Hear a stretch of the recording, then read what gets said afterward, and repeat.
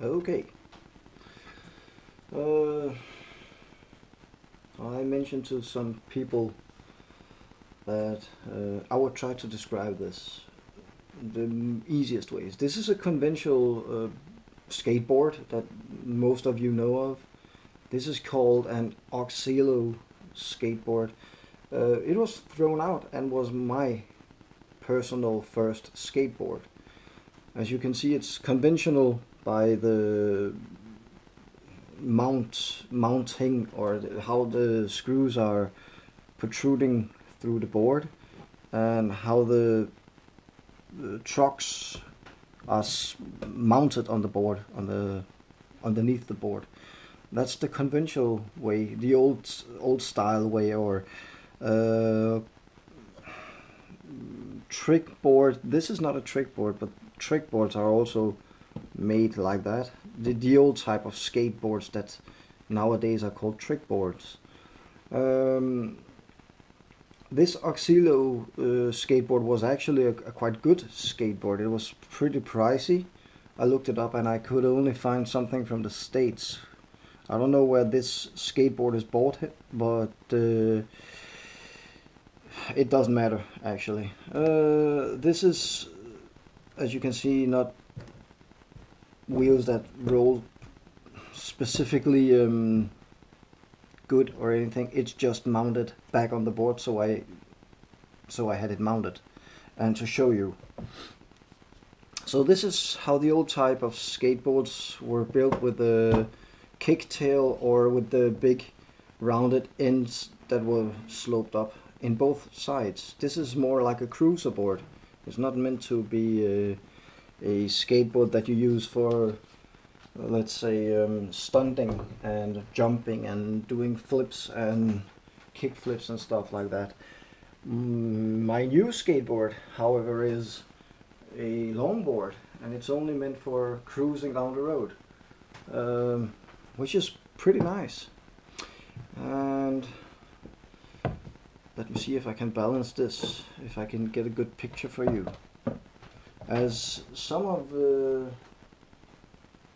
have wondered, and I think it was NT8 and Midwest Moto Rider. Hold on, that's a balance point. I need to balance this out. This is an unusual shape because it's wider in the trucks. The other one stops in about here at the outside of the wheels, so this is quite a bit wider. It gives a better balance, stability in higher speeds, which I don't use because I'm still a rookie. And this is how it's mounted, and I couldn't show that on the other one because, as I said, that was not real skateboarding. That was most like fun, like kids' toys. This skateboard cost me $100 or 500 krones, a bit under $100. It was on a sale, and they almost always have a sale on some kind of skateboard, and I like the shape. I wanted this kind of shape with the trucks protruding through the skateboard. To give you a look on how these trucks actually look, besides of the width, as you can see, they're quite wider, but the trucks looks exactly the same as these. I just didn't want to cut out in the middle of my board. Okay, finally. Sorry about the interruption. I had to make my child some food. She's home at the school break, and she's literally 2 minutes away from my doorstep. So, well, getting back to this. This is the normal truck board, base plate board, which looks exactly the same as this one does, as you saw just before. But this is traditionally mounted. This is a board. I wanted to see how it felt Don't mind the glue. I didn't have plastic, so I used melting glue or hot glue. So as you can see, that's the normal way to mount a truck, as you saw before. This gave me a really good feel of how it is to ride a longboard. I didn't want to spend the money if I didn't like skateboarding, because I never knew how to. I'm totally new at this. I was scared when I was younger, so well, I'm going to flip this board a bit, 90 degrees. So that's how it looks, and the reason for that is to make the board go that farther to the ground, to give you a lower base of stability and better balance. And you don't have to step like if you've seen skaters, they like stand with one foot up and pedal with the other foot or kick with the other foot. So the travel from the board top to the ground is a bit lesser, but you can actually feel that pretty much in your knees and in your ankles.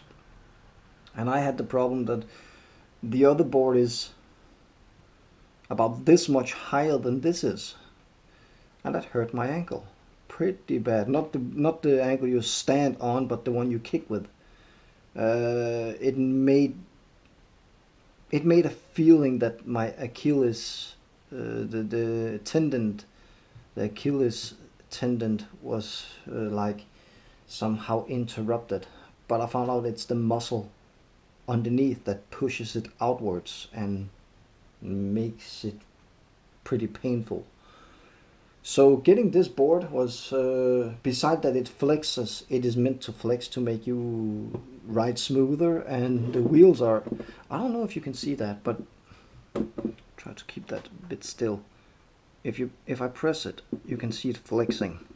It does that all the way through, but I can't show it on the middle, and you can feel that. I tried another board with harder wheels, and it's much more uncomfortable, but it's meant for higher speeds. This is not a speed board. Well, it is, but it's not set up as a speed board. Today you can change the boards, or rather the wheels. You can see it says 70 millimeters. That's the size is 70 millimeters, and it has a 80A compound or softness, hardness on it. By those numbers, you the 80 numbers or the 70 numbers, it tells you how hard the wheel is and how tough it is.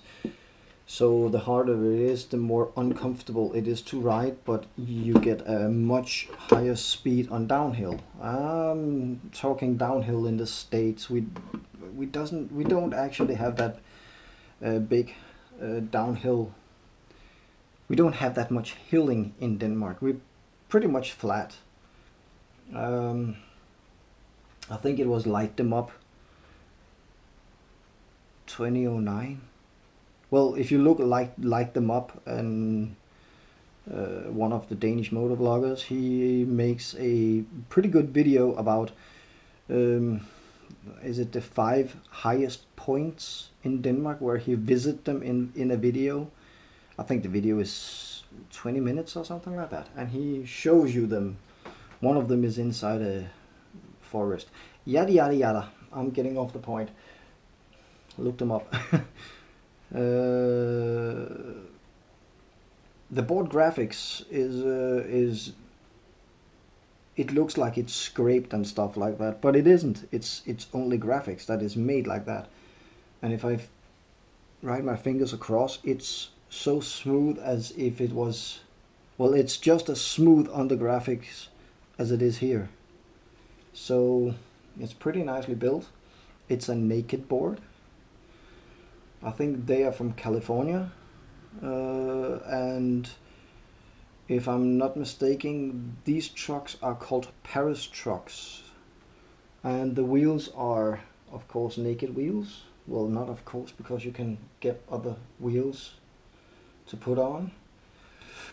You can even change the bushings on these trucks, or on any truck.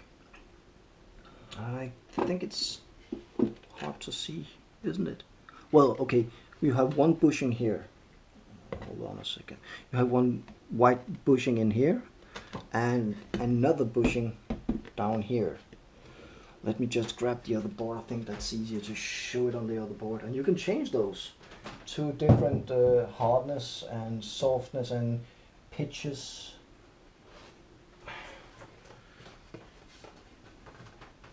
As you can see, I tried to change it because some skaters makes awesome videos. This is a cone shaped bushing, and that one is a cone shaped bushing, which is actually to the other truck. Normally you have a cone shaped bushing and a cylindric bushing, I think it's called, if I'm not mistaken. And that's how the cylindric bushings look. It gives a different pitch and rebound on the board when you ride it, and the rebound is how easy you can turn and turn out on the board, depending on the lean of weight. So if you have cone shaped bushings on both ends, it gives you an easier incline to the turn and an easier straightening up. The downside of that is that you get wobble. So if you go too fast downhill, let's see you go into from a flat into a slope, and you start accelerating, then your trucks will actually do this, and they'll do that faster and faster and faster. You like speed wobble on the motorcycle, and you get this on the board, and it simply throws you off. I saw one kid, or well, actually a kid, filming another friend, which wasn't a kid, have the most ridiculous speed wobble I've ever seen, and he came out of it by slowing the board down. But that was, normally you get thrown off, and his feet was traveling this much. You can see my hand, more than 2 hands was traveling back and forth in this motion, and his upper body was totally stable. That was intense. So that was a bit about cut through on a skateboard, which is meant for lowering your gravity point. And the cut out on the other board, let me show that again. You saw it before, but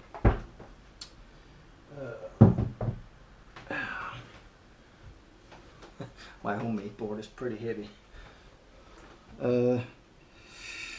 This cutout is made entirely for not getting the board to bind to it's called to making the wheel not getting caught up inside the board or on the board and break the board, or not break it like that, but slow the board drastically down and throw you off. I've had that several times done on the other one, but I knew that was my own fault. You can even get stabilizing rubbers underneath. I don't remember what they're called, but if you look at this, it's rubber. And this stabilizing rubber takes a lot of vibrations and the hard vibrations from the tarmac or asphalt.